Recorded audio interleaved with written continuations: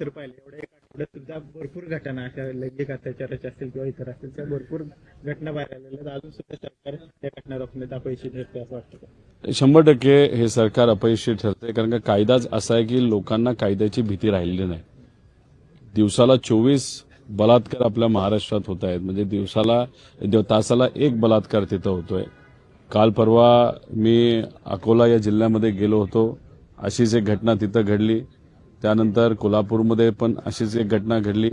आणि सगळ्यात महत्त्वाचं की कायदा हा न्याय देणारा नसला, नाहीतर तिथं मुद्दामून विलंब हा लागतो.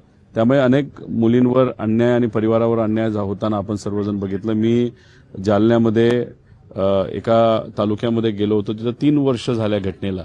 एका 7 वर्षाच्या मुलीवर बलात्कार करून तिला जसं नचरापूरमध्ये तिथं डोक्यात दगड घालून मारण्यात आलं होतं दुर्दैवाने, तसं ती घटना घडली 3 वर्षापूर्वी. अजूनपर्यंत तिला न्याय मिळालेला नाही.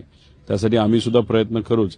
साताऱ्यामध्ये सुद्धा उद्या दुपारी मी स्वतः साताऱ्याजवळ जी घटना 9 महिन्यापूर्वी झाली होती, एका लहान मुलीला तिच्यावर अत्याचार करण्याचा प्रयत्न करून तिला मारण्यात आलं होतं, त्या परिवाराला जाऊन भेटणार आहे. त्यांचं सुद्धा मत हेच आहे की आम्हाला न्याय मिळत नाही. त्यामुळे न्याय देण्यासाठी आपल्या सगळ्यांना एकत्रित प्रयत्न करून नवीन कायदा आणावा लागेल.